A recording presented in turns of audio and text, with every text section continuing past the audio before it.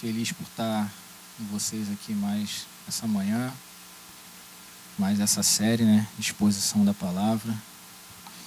Agora a gente vai começar uma nova série baseada nos Salmos, das Escrituras. O que aconteceu aqui agora de manhã, no meio do louvor, acho que algo glorioso, e acho que isso precisa realmente afetar a nossa vida, né? Que a glória do Senhor, ela impacte os nossos dias, a nossa vida, nosso modelo de viver, e tudo aquilo que a gente faz. E hoje a gente vai acabar vendo um pouquinho disso, sobre meditar nas Escrituras, sobre ter um prazer na lei do Senhor, e que isso fique enraizado no nosso coração, para que a gente possa ser transformado a cada dia pela glória do Senhor e pela presença do Senhor. Amém? Então, como está aí escrito, como a gente já viu durante a semana, uma nova série baseada nos Salmos, né? Os Salmos, eles são poemas hebraicos, né, que eles eram destinados no uso da adoração ao Senhor, né? Então, todo o livro de Salmo, ele vai girar em torno de um assunto que é a adoração ao Senhor. E quando a gente fala em adoração, a gente precisa ter em mente que a adoração é sempre uma resposta àquilo que Deus já fez. Então, a gente nunca adora para saber quem o Senhor é. A gente adora porque a gente já sabe quem o Senhor é. Uma vez eu vi até o Douglas Gonçalves comentando. Ele falou: eu não quero mudar a liturgia dos cultos, mundo afora. Mas se a gente fosse ver, de repente, a adoração aqui com música era mais para ser no final da exposição da palavra. Porque a gente entende quem o Senhor é, e aí a gente adora por conta dessa exposição.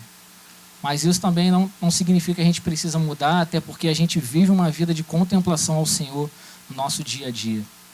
O problema é que a nossa mente, a gente acaba vivendo de um jeito onde a gente tem períodos de oração, períodos de louvor, e às vezes a nossa vida acaba não sendo uma vida de oração, uma vida de adoração e de louvor ao Senhor. Mas que, pela misericórdia do Senhor, a gente possa viver vidas que, independente de onde a gente esteja, independente do que a gente esteja fazendo, a gente esteja adorando ao Senhor com os nossos afazeres e com a nossa vida. Amém? Então, a gente vai passar um panoramazinho aqui básico sobre o livro de Salmos, né? O livro de Salmos, ele teve aí, dentre os seus escritores, desde Moisés. A gente vai ver que o Salmo 90 é um salmo de Moisés, passando por Davi, Asaf, Salomão, até a volta do povo de Israel do exílio lá da Babilônia. Então, nesse período aí a gente vai correr quase 1000 anos, né? Pegando lá de 1400 a.C. até 450 a.C. Lembrando que antes de Cristo a gente sempre conta de trás para frente, né? Trouxe aqui alguns tipos de salmos, né? Dentre os muitos estudiosos, cada um vai acabar fazendo a sua listinha dos tópicos dos salmos, né? Mas os mais comuns são salmos de lamento, que eles podem ser comunitários, individuais ou até nacionais. Canções de agradecimento ao Senhor, salmos de realeza, salmos de louvor, que de novo vai ser comunitário ou individual, e salmos messiânicos. Não fica preso só nessa listinha aqui, mas é só para a gente ter a ideia de como o livro de Salmos ele tem essa gama no efeito de adoração, de contemplação, de dedicar ao Senhor alguma coisa. E como a gente hoje, nessa série, a gente vai trabalhar uma exposição mais de Jesus dentro dos salmos, né? Dentre os salmos messiânicos, a gente vai ter salmos proféticos, salmos escatológicos, salmos tipológico-profético, salmos indiretamente messiânicos e salmos tipicamente messiânicos. Então, tem um autor que diz que o livro de Salmos ele é um livro de Jesus. A pessoa central no livro de Salmos é Jesus. Quando a gente tenta encontrar a figura de Jesus no Antigo Testamento, geralmente a gente corre para o Pentateuco ou para os profetas, né? Mas o livro de Salmos está carregado de referências a Jesus, tanto no período que ele veio, na sua primeira vinda, quanto referente à sua segunda vinda e ao seu reino futuro, né? Então, para a gente só ter uma noçãozinha aqui, o livro de Salmos ele é citado no Novo Testamento 400 vezes, dentre todas as suas citações e todas as suas referências. O segundo livro do Antigo Testamento mais citado no Novo Testamento é Isaías, 47 vezes, ou seja, quase 10 vezes menos. Dos 150 salmos, 35 são mencionados no Novo Testamento. É mais que muito livro do Antigo Testamento. E como eu falei, a gente vai tentar traçar essa exposição de Jesus dentro do livro de Salmos. Obviamente, a gente não vai tratar do livro inteiro, a gente vai tratar alguns pontos específicos, mas é importante a gente saber que, principalmente depois que a igreja é fundada, e a gente vê esse relato lá em Atos 2, os 2 capítulos e meio, seguindo ali esse título aí do nascimento da igreja, a gente vai encontrar mais ou menos ali umas 9 citações ao Antigo Testamento. Dessas 9, 6 vão ser só do livro de Salmos. Por que eu estou falando isso? Porque quando Pedro e os demais discípulos eles tinham a oportunidade de falar sobre o evangelho para os judeus naquela região ali ainda em Israel, eles tinham que usar alguma coisa para que desse embasamento para provar que Jesus era o Messias prometido. E aonde que na maioria das vezes eles vão? Em Salmos. Só que às vezes a gente acha que por ser um livro um pouco poético, ele foge dessa centralidade da pessoa de Jesus. Mas Jesus é o centro do livro de Salmos. Então a gente vai ver como é importante a gente estudar esse livro, né? Não só as escrituras como um todo, principalmente o Antigo Testamento também, mas os Salmos também. Eles são referência de quem Jesus é e da sua missão e do que ele vai fazer um dia. Amém? O próprio Jesus, ele disse lá em Lucas 24, 44, são estas as palavras que eu lhes falei, estando ainda com vocês. Era necessário que se cumprisse tudo o que está escrito a respeito de mim, na lei de Moisés, nos profetas e nos salmos. Ou seja, o próprio Jesus coloca em pé de igualdade todos esses 3 pontos, né? A lei de Moisés, os profetas e os salmos. Tudo que tem que ser cumprido a respeito dele vai se cumprir. E a gente vai achar muito desses cumprimentos proféticos no livro de Salmos. Então vai ser uma jornada incrível para a gente traçar aí alguns meses para poder compreender mais a figura de Jesus no Antigo Testamento. Então, eu tinha separado uma referência em cima, mas é bem grande. Hoje a gente vai tratar do Salmo de número 1. Dentro desse título, Orações Proféticas, talvez o Salmo 1 não se enquadre muito bem. Mas o Salmo 1 foi posto aqui, até pelas pessoas que organizaram esse cânon aqui, principalmente dos Salmos, por ele ser um salmo bem introdutório. E pela temática dele, ter a ver muito com os dias de todo mundo em todas as épocas. Então ele vai ser um guia prático para quem quer achar ou quem quer viver na verdadeira felicidade. Então o título de hoje vai ser A Felicidade dos Justos. E essa felicidade dos justos a gente vai comparar e contrastar com a ruína dos ímpios. Vamos abrir aí, Salmos 1. Hoje é um salminho mais curto, são 6 versículos só. Mudou? Ah, vai mudar? Tá, não tem problema não. Eu espero aqui. Então, só para a gente ir ganhando tempo, nesse primeiro salmo, um salmo de Davi, o Davi ele vai fazer, como eu falei, essa comparação entre justo e ímpio. E ao longo desse salmo a gente vai ver que ele vai contrastar a felicidade do justo e a ruína do ímpio. A estabilidade do justo, que ele vai comparar a uma árvore bem plantada e plantada pelo próprio Deus. A instabilidade do ímpio, que ele vai atribuir a característica de palha, que é levada pelo vento. Ele vai comparar também a produtividade do justo, como uma árvore que dá o seu fruto no tempo certo, com a esterilidade do ímpio, como palha que não produz nada. Então, para a gente já ter uma noção de como a gente vai andar. Conseguiu? Não foi não? Quer que eu leia aqui, gente? Se vocês preferem esperar o Maurício um pouquinho para ler todo mundo junto? Pode ler? Posso ir caminhando? Eu vou ler aqui na NAA. Só tem crente, né? Todo mundo tem Bíblia. Se você tiver a NAA, é a versão que eu vou ler, tá? Mas fica à vontade aí. Fica à vontade aí para ler na sua versão. Então vamos lá. Bem-aventurado é aquele que não anda no conselho dos ímpios, não se detém no caminho dos pecadores, nem se assenta na roda dos escarnecedores. Pelo contrário, o seu prazer está na lei do Senhor, e na sua lei medita de dia e de noite. Ele é como árvore plantada junto a uma corrente de águas que no devido tempo dá o seu fruto e cuja folhagem não murcha, e tudo o que ele faz será bem sucedido. Os ímpios não são assim. São, porém, como a palha que o vento dispersa. Por isso, os ímpios não prevalecerão no juízo, nem os pecadores na congregação dos justos. Pois o Senhor conhece o caminho dos justos, mas o caminho dos ímpios perecerá. Então, o primeiro ponto para a gente observar, essa palavra bem-aventurado, tanto no grego quanto no hebraico, ela tem o sentido de feliz. Só que ele não trata só de uma felicidade comum ou de uma pessoa que é simplesmente feliz. Ele fala de uma pessoa que é muito feliz. Então, bem-aventurado nesse sentido tem a ver com uma pessoa que tem uma felicidade muito grande.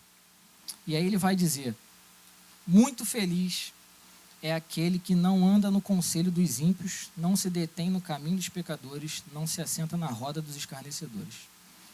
Davi aqui ele está fazendo uma progressão, né?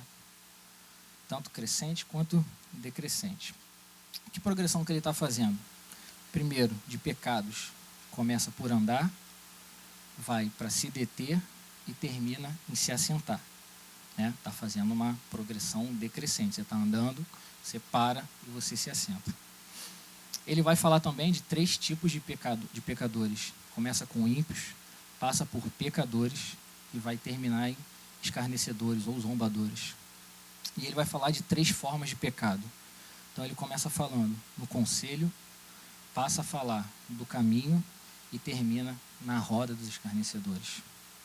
Então a primeira pergunta que eu faço essa manhã é: como que uma pessoa pode ser feliz? E aqui a gente vai tratar 3 pontos. Importante a gente notar aqui que, primeiramente, o justo, ele é feliz por aquilo que ele evita fazer. Então ele está falando aqui, ó, bem-aventurado é aquele que não anda no conselho dos ímpios. Ímpio não é aquela pessoa depravada, imoral, extremamente leviana. Nesse contexto aqui, ímpio não quer dizer isso. Ímpio quer dizer aquela pessoa que não tem consideração pelas coisas de Deus. Para ela, valores e princípios de Deus são a mesma coisa que nada. Deixa eu ver se eu acho aqui, não vai conseguir abrir. Salmos 10, versículo 3 e 4. Vou abrir aqui na Almeida século 21, tá, gente? Salmos 10, 3 e 4. Pois o ímpio se orgulha de sua própria cobiça, e o avarento amaldiçoa e despreza o Senhor. Por causa do seu orgulho, o ímpio não o busca. Deus não está em nenhum dos seus pensamentos. Ou seja, literalmente, eles não têm afeição nenhuma a Deus. E Davi está dizendo que a gente não deve andar em conselho dessas pessoas. Pessoas que têm uma cosmovisão de mundo totalmente diferente da que Deus tem. Ou seja, não ande no caminho que essas pessoas te traçarem. Não ande no conselho que essas pessoas te traçarem. O segundo ponto, ele vai dizer: não se detém no caminho dos pecadores. Aqui, pecador já é um nível acima de ímpio. Embora todos nós ainda pecamos, isso é uma consequência ainda da nossa carne. Um dia, no nosso corpo glorificado, a gente não vai mais estar pecando. Mas para aquele que é nascido do Espírito, o pecado ele é um acidente e não uma escolha. Pecadores, nesse sentido aqui, quer dizer aquela pessoa que deliberadamente escolhe o erro. Ela escolhe a porta larga. Ela olha a porta estreita e fala: não, é muito trabalho para mim. Eu vou naquela lá que é maior, que é mais larga. E eu não estou nem aí para viver uma vida de renúncia. Com pessoas assim, a gente não anda. Com pessoas assim, a gente não traça caminho junto, porque isso tudo destina à ruína. O terceiro ponto, ele vai falar: não se assentando na roda dos escarnecedores. E aqui é muito importante a gente observar isso com muita cautela. Assentar numa roda significa que não só você já andou um caminho, você já parou e agora você faz parte daquilo. E infelizmente, por conta da nossa geração do relativismo, que nada tem nada a ver, ou tudo tem nada a ver, ah, irmão, não faça isso. Não, não tem nada a ver. Não pega nada. Não tem problema nenhum. Nunca tem problema nenhum para a geração do relativismo.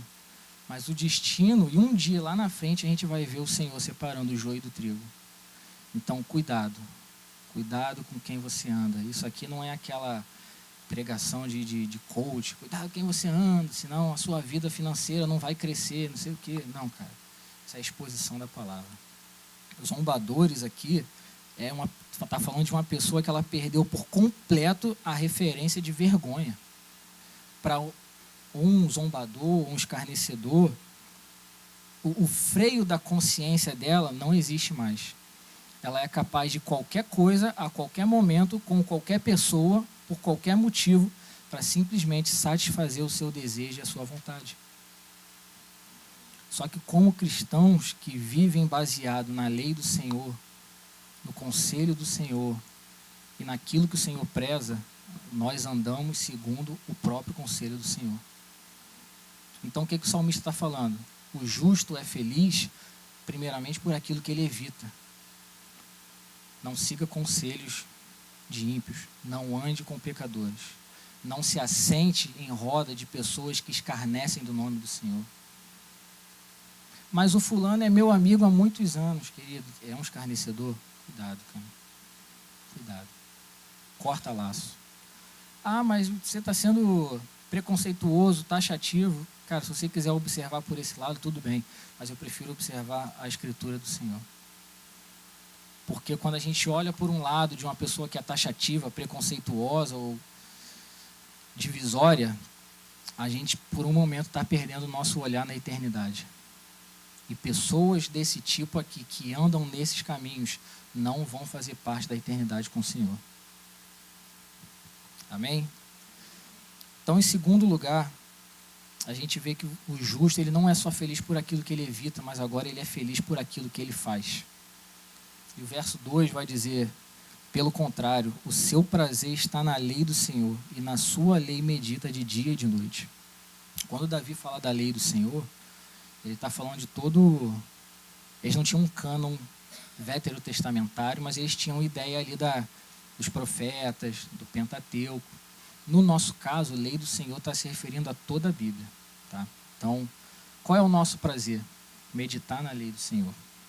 Meditar, eu estava vendo, ela literalmente significa resmungar ou falar consigo mesmo.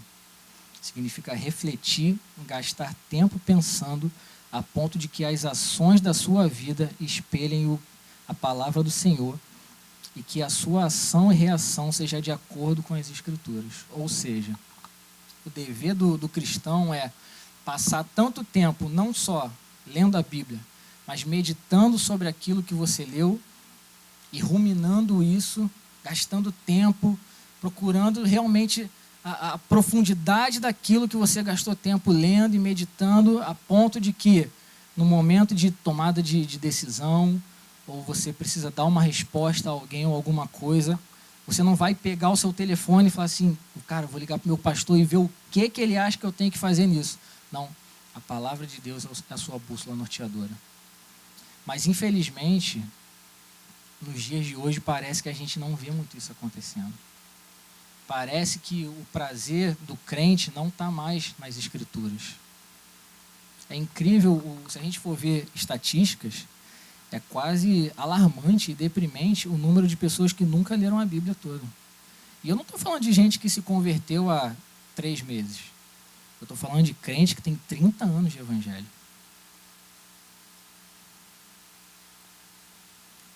Isso não é brincadeira. Se a gente confessa uma fé num Deus que deixa um livro, acho que é nosso trabalho ler o que ele deixou.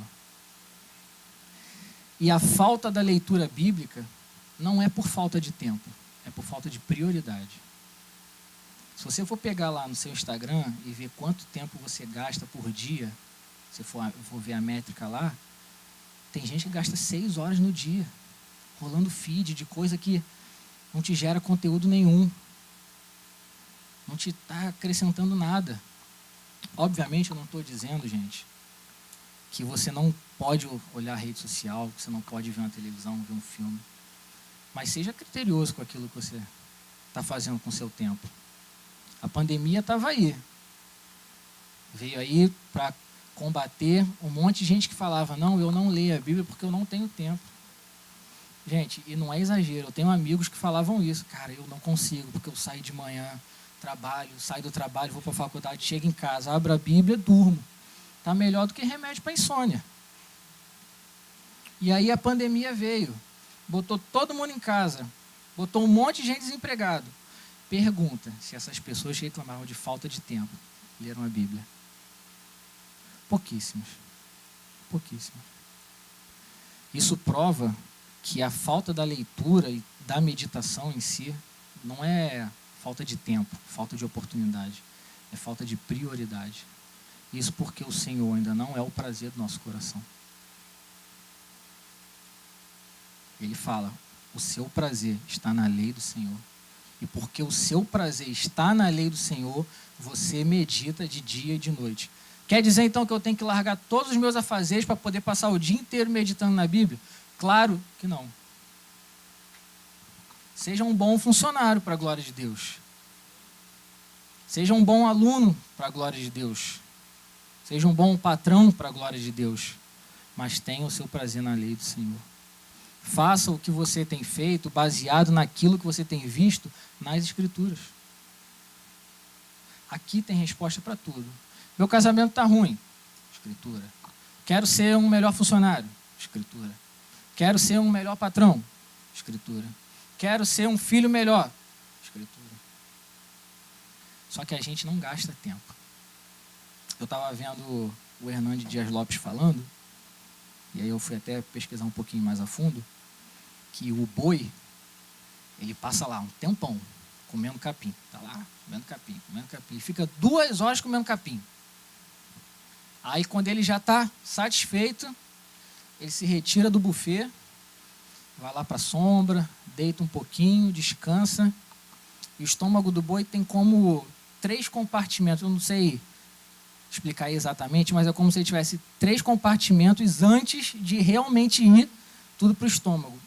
E aí depois que ele comeu bastante, ele vai descansar, tudo aquilo volta, e aí ele começa a mastigar de novo, e ali ele começa a extrair todos os nutrientes, vitaminas, tudo que ele tem no capim ali que é benéfico para o corpo dele, ele só extrai na hora que ele está ali, ó, ruminando. Ruminando. E ele fica ali um tempão ruminando. Aquilo ali está gerando crescimento para ele.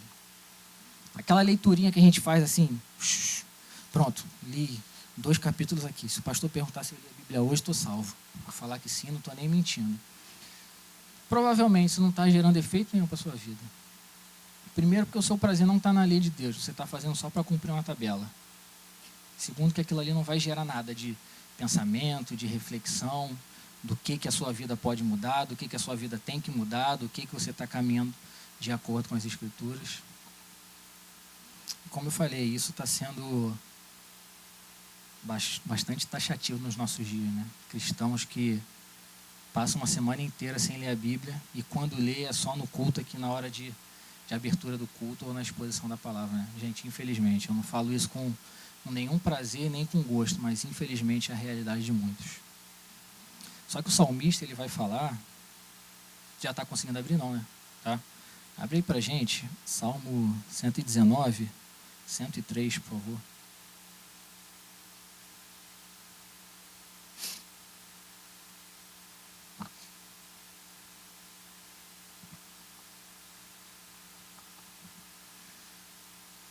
Quão doces são as tuas palavras ao meu paladar, mais que o mel à minha boca.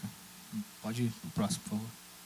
Por meio dos teus preceitos consigo entendimento, por isso detesto todo caminho de falsidade. Lâmpada para os meus pés é a tua palavra e luz para os meus caminhos. O que ilumina o caminho dessa pessoa? É a palavra de Deus. Só que o que tem sido luz para os nossos caminhos hoje em dia? É a palavra de Deus ou é a opinião do influenciador digital mais legal da internet? Ou é o conselho daquele meu amiguinho da faculdade, do trabalho, aquele cara ali, aquela galera legal que a gente senta sexta-feira, assim, depois do trampo, a gente lá, tô trocando uma ideia, mas o cara do lado tá traindo a esposa, o outro tá no 15º casamento, o outro lá já passou com um monte de menina. Pessoas que não têm o mínimo respeito sobre aquilo que Deus é e pensa.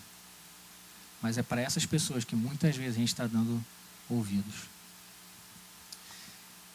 Quando a gente estava no estudo do plano da promessa, eu cheguei a falar desse exemplo que eu quero falar agora. Eu vou ter que gastar um tempinho, mas eu acho que é importante para a gente.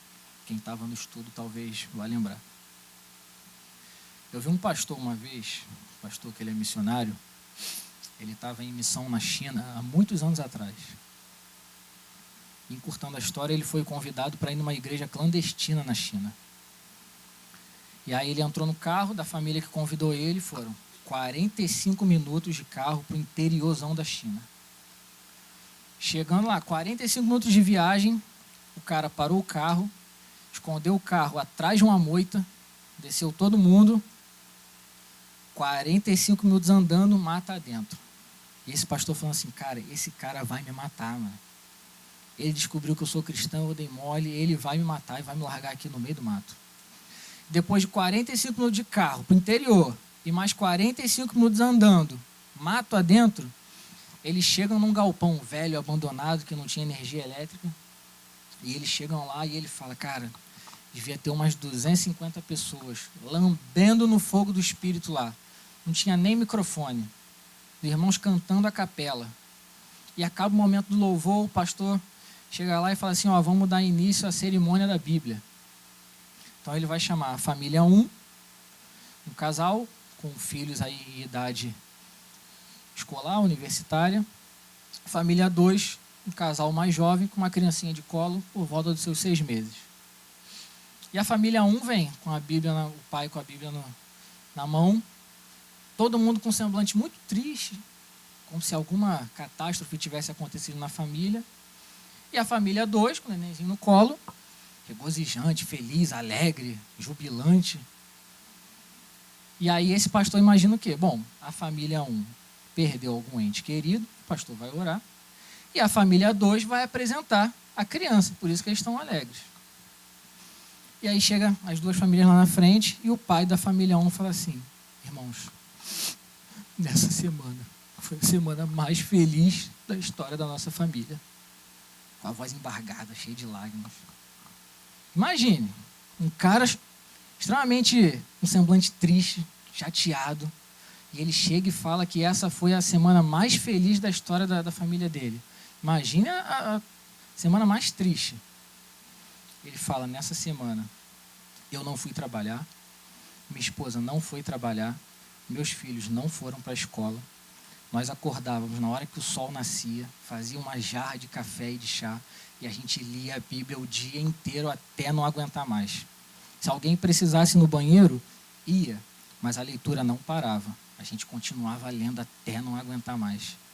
Em uma semana nós lemos todo o Novo Testamento e de Gênesis a Josué. Eu só estou triste por uma coisa, que eu estava vendo na escala ali de trás, no finalzinho da igreja, e eu vi que para a Bíblia poder voltar para minha casa vai demorar quase 1 ano. E aí esse pastor entendeu, esse pastor brasileiro, missionário, entendeu que a igreja provavelmente tinha 2 Bíblias. Uma que os irmãos dividiam entre semana e talvez outra que o pastor usasse para preparar os sermões. E aquela família que estava feliz, na semana seguinte seria a família triste da história.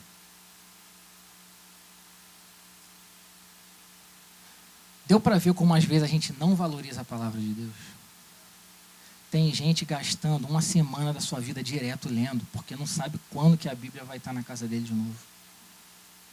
E talvez a maioria de nós tenha na média aí 2, 3, 4 Bíblias em casa. Eu não quero dizer, querido, que você tem que pegar todas as suas Bíblias e jogar fora, dar para alguém e ficar só com uma, não é isso.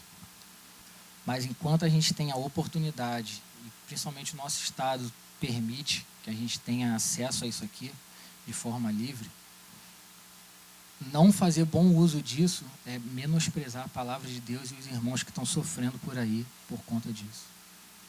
Alguns viram essa semana que a Coreia do Norte sentenciou a prisão perpétua uma família e uma criancinha de 2 anos porque eles tinham uma Bíblia em casa. E na Coreia do Norte, eu não sei se você sabe, o Estado é autorizado a entrar na sua casa a hora que for, revirar tudo para procurar alguma prova de que você é um cristão. Principalmente se ele achar uma Bíblia. Agora, ele chega na casa do Wagner. Wagner, tem Bíblia? Não tem. Vou revistar tudo. Se eu achar, não vai acontecer nada contigo, mas toda a sua família vai presa para sempre. Eles podem fazer isso. Eles não necessariamente prende o portador da Bíblia, mas ele pode prender a família, que às vezes não tem nada a ver. E a gente aqui tem acesso livre, direto. Talvez a gente esteja fazendo pouquíssimo caso daquilo que a gente tem. E a gente não precisa nem ir tão distante assim para a China ou para a Coreia do Norte. Na Europa, se você abrir uma Bíblia numa praça pública, uma outra pessoa pode ir na polícia e falar assim, ó, aquele cara está me induzindo a fé dele. Vai lá e prende ele. E a polícia vai lá e te leva detido para a delegacia. Você passa ali 1, 2 noites na delegacia. Porque você sentou numa praça pública e abriu uma Bíblia. Você não está pregando para ninguém. Você não está expondo as escrituras para ninguém. Você está sentado num local público, lendo a sua Bíblia. Mas eles te prendem por conta de indução de fé. Muito por conta do islamismo crescendo lá na Europa, né? Então, volto com a pergunta, será que a lei do Senhor tem sido nosso prazer? Será que a gente tem gasto tempo suficiente debruçado sobre as Escrituras e ruminando tudo aquilo que a gente gastou no tempo de leitura? Bota o slide junto para mim, por favor. Compartilhar uma citação do teólogo Matthew Henry.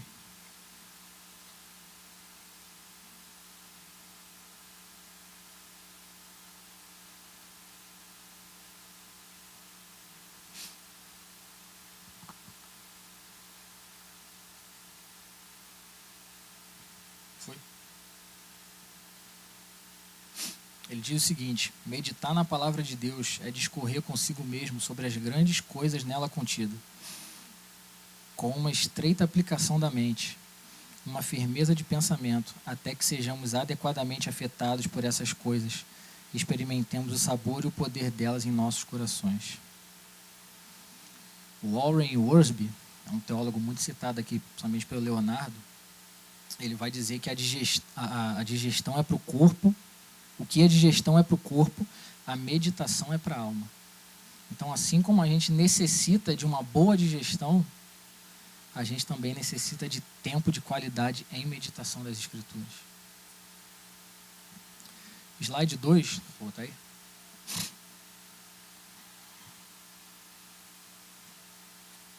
Agora do teólogo Vernon McGee. Ele diz o seguinte: meu amigo, Deus não tem nenhum plano ou programa pelo qual você crescerá e se desenvolverá como um crente separado da sua palavra. Você pode se tornar tão ocupado quanto um cupim em sua igreja, e provavelmente com o mesmo efeito de um cupim, mas você não crescerá por meio da atividade. Você crescerá meditando na palavra de Deus, isso é, repassando-a repetidamente em seu pensamento, até que ela se torne parte da sua vida. Essa é a prática do feliz homem. Lembra no início? Feliz é o homem que não faz isso, isso, isso, mas pelo contrário, o seu prazer é a lei do Senhor. Quer ser feliz? Encontre o seu prazer na lei do Senhor. Essa é a vida do justo. Em terceiro lugar, a gente já viu que o justo é feliz por aquilo que ele evita, por aquilo que ele faz, e agora a gente vai ver que ele é feliz por aquilo que ele é. E ele vai dizer no verso 3... ele é como árvore plantada junto a uma corrente de águas, que no devido tempo dá o seu fruto e cuja folhagem não murcha, e tudo o que ele faz será bem sucedido. Vamos ver aqui que você não será como uma árvore plantada, você é uma árvore plantada. Todo aquele que é nascido do Espírito, você não vai ser uma figura que dá fruto, você já é uma figura que dá fruto. E esse termo aqui, quando Davi usa essa expressão plantada junto a uma corrente de águas, ele não quis dizer isso aleatoriamente. Ele está se referindo a um termo agrário, que significa que você foi plantado por Deus no lugar certo, no lugar onde você extrai tudo aquilo que é necessário para o seu crescimento e para o seu desenvolvimento. Ou seja, quando Deus te planta, quando o Espírito de Deus repousa sobre você e faz de você uma nova criatura em Cristo Jesus, Ele te coloca num determinado lugar na qual você, no tempo certo, vai dar o fruto. Fruto, multiplicação, na vida de um cristão, é consequência natural. Ninguém deveria fazer esforço para frutificar no reino do Espírito, porque essa é uma condição natural de todo aquilo que é nascido do Espírito. Então, irmãos, se você está achando que você não está dando fruto, que a sua vida não está indo muito bem, fique tranquilo, no tempo certo você vai dar fruto, porque você é uma árvore plantada junto à corrente de águas. De repente você não está vendo muito resultado na sua vida, mas se o Espírito de Deus, se a palavra de Deus, se a graça do Senhor de fato alcançou a sua vida, fica tranquilo e confia no Senhor. Na hora certa o resultado vai aparecer. E isso aqui não é teologia da prosperidade, de tudo vai dar certo na sua vida. É a palavra de Deus. E ele vai continuar falando aqui, ó, que dá o seu fruto e a folhagem não murcha. Se o fruto tem a ver com essa questão do Espírito sobre a nossa vida, que no tempo certo vai nos direcionar a dar um resultado, essa folhagem que não murcha tem a ver com perseverança e esperança em quem Deus é. O vento vai bater, e tem horas que ele vai bater forte. O rio vai correr e vai bater, e tem horas que ele vai bater com força também. A seca pode vir sobre a sua vida, e quando ela vier, ela pode ser bem castigante. Mas a nossa esperança é naquele que não falha naquilo que ele promete. As situações adversas não têm o poder de tirar a alegria e a esperança de um justo, porque ele sabe quem ele é. Ele sabe onde ele está plantado, ele sabe quem plantou ele. E aí, como essa figura de árvore, eu queria trazer aqui 5 aspectos para a gente dar uma leve observada.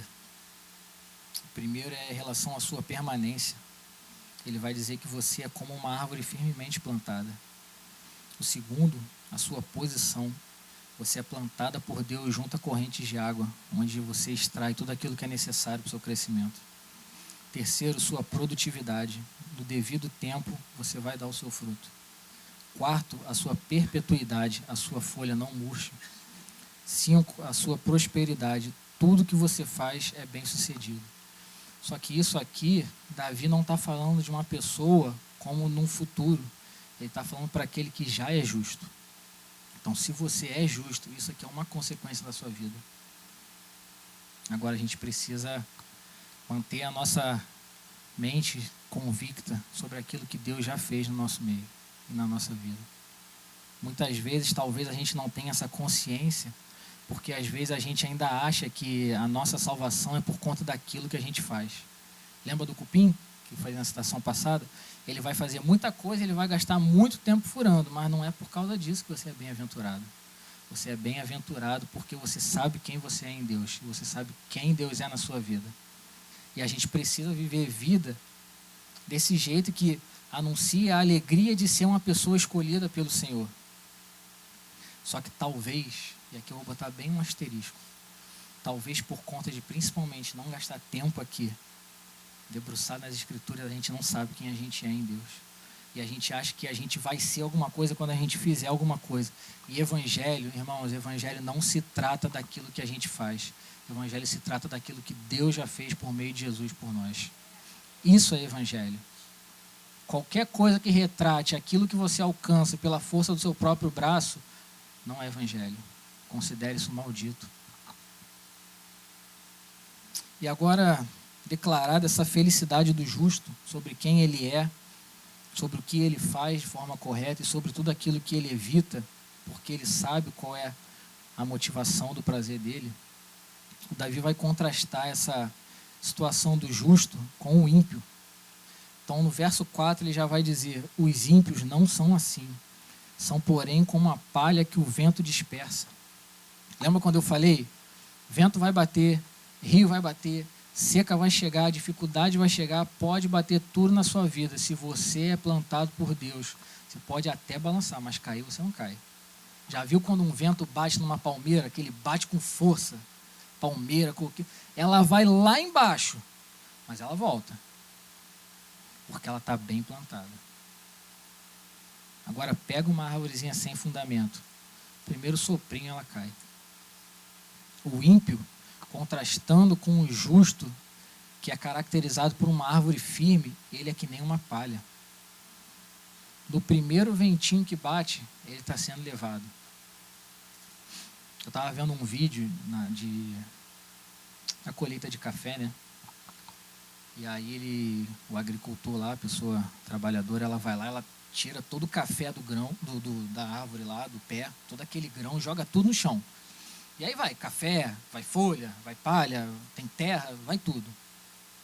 Aí ele vem catando tudo, vem com uma peneira enorme, joga tudo na peneira. E aí ele joga tudo para o alto. E aí recolhe. Aí ele joga tudo para o alto e recolhe, joga tudo para o alto e recolhe. Depois de 3 jogadas, só tem o grão ali, só tem o fruto. A palha foi toda embora. Essa é a vida do ímpio. Ele é facilmente levado como o vento. E toda a palha é destinada para o fogo, porque ela não serve para nada.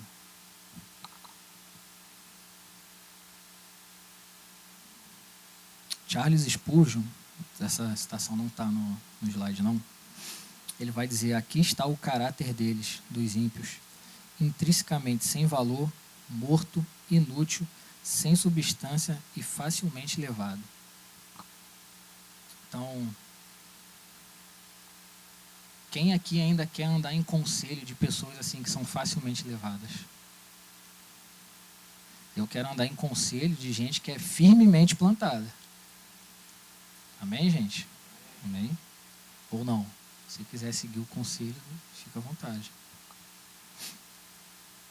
E aí no verso 5, já estou quase chegando no final, ele vai dizer: por isso os ímpios não prevalecerão no juízo, nem os pecadores na congregação dos justos. Vai chegar um dia, irmãos, em que todo jeitinho que é dado aqui, todo suborno, toda propina, toda facilidade, toda mentira, engano, maledicência, todo crescimento de forma ilícita vai ser posto diante de um juiz que ele é justo, que ele não se corrompe. Quando a gente liga a televisão de manhã no jornal, lá em casa a gente tem costume de assistir o Bom Dia Rio. E aí todo dia eu ligo a televisão e quase que eu falo a mesma coisa. Eu falo: meu Deus, mas não é possível, é cada dia pior do que o outro. É só injustiça, é só catástrofe, é só desgraça, é um monte de coisa.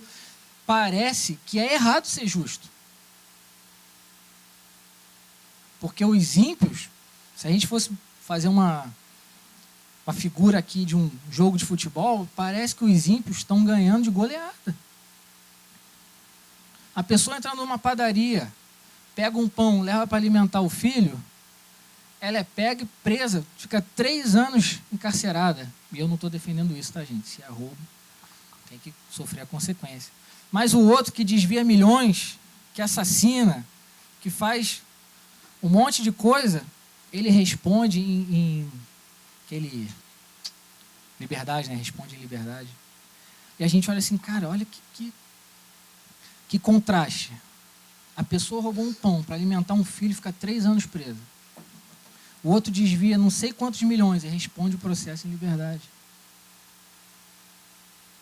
Aí a gente vê lá, Light anuncia novo aumento na conta de luz para o mês tal. Por conta de quê? Por conta das pessoas que fazem o gato na casa delas. A gente fala assim: poxa, eu estou pagando mais por ser honesto. E a pessoa que não paga, continua não pagando. Só que se a gente não tiver com os nossos olhos voltados no Senhor e consciente de que um dia tudo que é feito vai ser retribuído, a gente pode sucumbir. Mas se a nossa esperança é o dia do Senhor, a gente permanece firme. Porque a gente sabe o que é o destino do ímpio. O destino do ímpio é o juízo eterno. E quando Jesus rasgar os céus, voltar com toda a sua glória e for retribuir cada um segundo as suas obras, essas pessoas que deram um jeitinho, que buscaram facilidade, que escolheram porta larga, não vão ter vez diante do justo juiz. Com Deus não tem jeitinho. Não tem aquela facilidade. O cara vai fazer a vistoria do carro, ele está com o carro todo em dia, mas é capaz do avaliador lá pedir um dinheiro. Com Deus não tem jeitinho. Não tem, poxa, quebra o meu galho aí. Finge que você não viu nada. Vai chegar um dia que tudo vai ser retribuído. E a nossa vida justa vai ser retribuída no nosso galardão. Mas ele vai falar ainda que os pecadores também não vão prevalecer na congregação dos justos. No tempo que a gente vive, irmão, ninguém tem um crivo fino o suficiente para poder definir quem é justo e quem é ímpio. A gente consegue observar por conta dos frutos. Mas ainda assim, tem a ovelha, mas tem o bode. Tem a ovelha e tem o lobo. Tem o trigo, mas tem o joio. Mas naquele dia, no dia do Senhor, joio é joio, trigo é trigo. Vai chegar um dia em que Jesus vai falar para alguns assim: vinde benditos do meu Pai.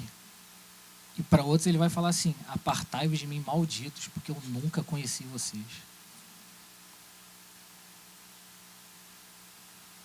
Slide 4 aí. Por favor, Maurício.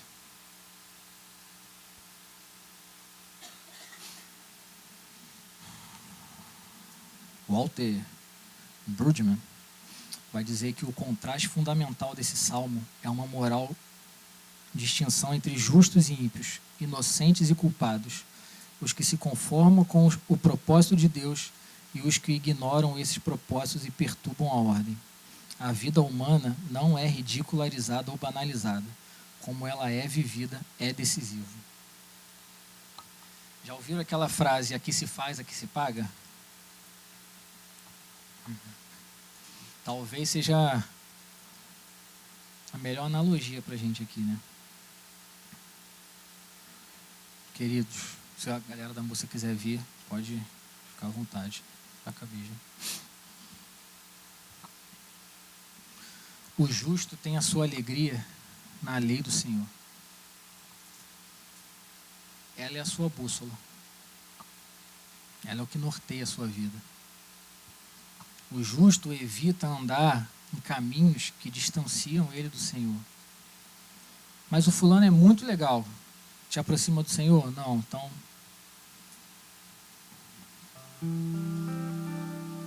Poxa, mas parar para conversar, tirar tempo com aquela pessoa é muito bom. Mas o tempo que você está parado conversando com ela edifica a sua vida em alguma coisa? Não, então cuidado com o tempo que você gasta. Poxa, mas tem umas rodinhas bem legais, cara, de ficar, que o pessoal é engraçado e tal, não sei o quê. O prazer deles é a lei do Senhor? Não. Cuidado.